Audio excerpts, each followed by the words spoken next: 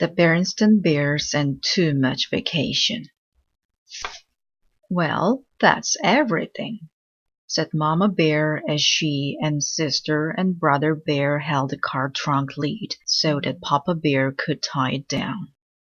"Not quite," said Papa, running back into the tree house. "We almost forgot the camera," he said when he reappeared. "What good is a wonderful vacation without photographs to remember it by?" "Good thinking, Papa," said Brother. "May I take some pictures when we get there?" "And how about me?" Sister wanted to know.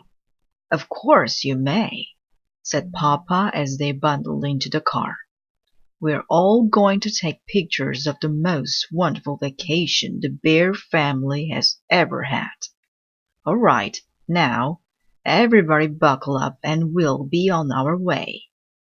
4 safety belts clicked into place and they left their safe, comfortable tree house and headed for the excitement and adventure of the vacation high up in the wilds of the Great Grizzly Mountains. It had been Papa's idea to take their vacation in the Great Grizzlies.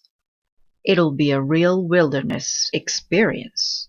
We'll live off the land. We're getting too soft here in the valley with all our supermarkets and other conveniences." When he saw the ad in the newspaper, there was no holding him. It said, "Try a wilderness vacation. A lovely mountain cabin complete with a rowboat by beautiful Crystal Lake."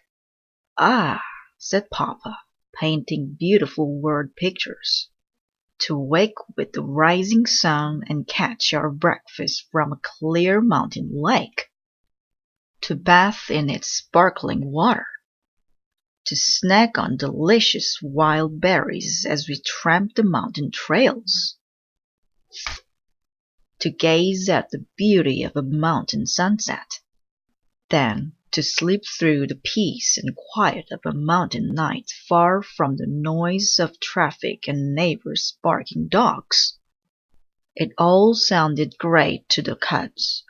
"What kind of fish we will catch, Papa?" asked Brother. "Trout, no doubt," he answered with supreme confidence. But Mama wasn't so sure he would catch anything. So when she packed, she took along some canned goods in case the trout weren't biting, and some books and games in case of a rainy day. "I can almost taste that fresh-caught trout," said Brother as the road led ever higher into the mountain forest. "And I can almost taste those yummy wild berries," said Sister.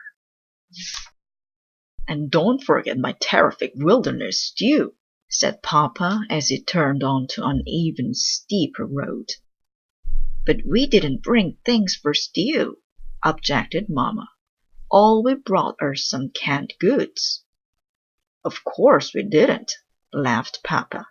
"I'm talking about my special live-off-the-land survivor stew. It's my secret recipe. I make it from bark, leaves, and roots that I find in the woods." "When will we get there?" asked the cubs. "Very soon. I can tell by the smell of that mountain air," said Papa, taking a deep breath. "That's not mountain air," complained Brother, making a face. "That's skunk." Said Papa, wrinkling his nose. "A good time to start taking those pictures," thought Mama. "Phew!" said Papa. "Click!" said the camera. "There's the cabin!" shouted Sister as they rounded a bend. And there it was indeed, a mountain cabin beside a lake, complete with rowboat. Of course, it wasn't quite as they had pictured it from the ad. Crystal Lake looked more like mud soup. The lovely mountain cabin looked more like a tumble-down shack. There was a rowboat, all right, but it was half sunk in the lake. But Papa wasn't the least bit discouraged. He was more excited than ever. "It's perfect!" he shouted. "The most perfect leave-off-the-land vacation spot I've ever seen." Mama wasn't so sure. She noticed that there were no wires leading into the cabin, which meant there was no electricity. "That's the last thing we need," scoffed Papa. "What you need on a leave-off-the-land vacation is plenty of can-do spirit and lots of forest smarts, and I've got enough of those for all of us." He took a cooking pot and a folding chair from the car trunk. "Here," he said, making a seat for Mama. "This is the vacation. You relax while I gather the fixings for my fabulous wilderness stew. And you two tidy up the cabin," he called to the cubs as he headed into the forest with the cooking pot. But Mama didn't expect to do much relaxing on this vacation, and she wasn't surprised to find that the cabin was an even worse mess inside than it was outside. There was an ankle-deep carpet of twigs, branches, and dead leaves on the floor, and it was practically a museum of spider webs, cocoons, and mouse nests. "Time for another picture," thought Mama. Scurry, scurry went the mice. Click went the camera. "What's this?" asked Sister as she cleaned leaves out of the sink. "That's a hand pump for water," answered Mama. "Just what I need," was Papa, back with his cooking pot full of strange-looking bark, leaves, and roots. "A little water for my stew." He worked the handle. The pump gurgled and squeaked and after a while began to squirt water, rusty brown water. But he wasn't discouraged. "Just what I need for my stew," he said cheerfully. "Ready-made gravy." He carried the pot outside, where he had prepared a cooking fire. It was very exciting for the cubs, but Mama wasn't so sure. So she made a fire in the fireplace and warmed up a supper of canned beans and dried honeycomb. When Papa cried, "Stew time!" the cubs ran out for a first taste. Mama followed with the camera. "Here's to living off the land," said Papa, holding up a big spoon of the strange-looking stuff. Then he, Brother, and Sister each took a taste. "Yuck!" said Sister. "Black!" said Brother. "Tooey!" said Papa. "Click!" said the camera. Mama Bear's supper of beans and honeycomb proved very tasty. Papa Bear stretched and yawned. "Now, early to bed so I can get up with the sun and catch our breakfast." The sun did rise and it was very beautiful, but Papa snored right through it.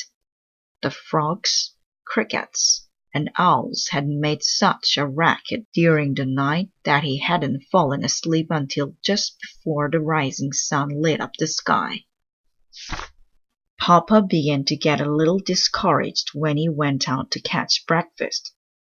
The boat sank as soon as he stepped into it, and all he caught was a gloppy mudsucker that made snuffling noises and stared. "Snuffle, snuffle, glop," said the mudsucker. "Click," said the camera. It was Papa's turn to snap the picture when Mama and the cubs tasted the wild berries. The thorns were something fierce, and the berries were so sour even the birds puckered. Later, there was a perfectly beautiful sunset, but the Bear family didn't get to see much of it. They were too busy swatting the swarms of hungry mountain mosquitoes that swooped in from the lake. "Leave off the land, you say?" shouted Mama as they ran for the cabin. With all these thorns and mosquitoes, it's more like the land is living off us. It began to rain just as they reached the cabin, but the roof leaked badly, and pretty soon they had more leaks than they had pots and pans. They spent a miserable night. By morning, they were soaked to their fur, and there was a foot of water in the front stairwell. "Don't worry," said Papa. "The rain can't last forever, and just as soon as I sweep out this water—" But instead of Papa sweeping the water swept Papa out the door, down the muddy slope, and into the muddy, mucky lake. When Mama and the cubs reached him, he looked more like a mud ball than Papa Bear. "Say," he said, looking up at them, "I have a terrific idea. Let's go home." So the Bear family loaded the trunk, put the car top up, bundled into the car, and bumped and splashed down the mountain in the driving rain. The rain had stopped and the sun had come out by the time they reached the valley, and their tree house had never looked so good to them as it did that day. The next day, Mama took the film to the camera store to be developed.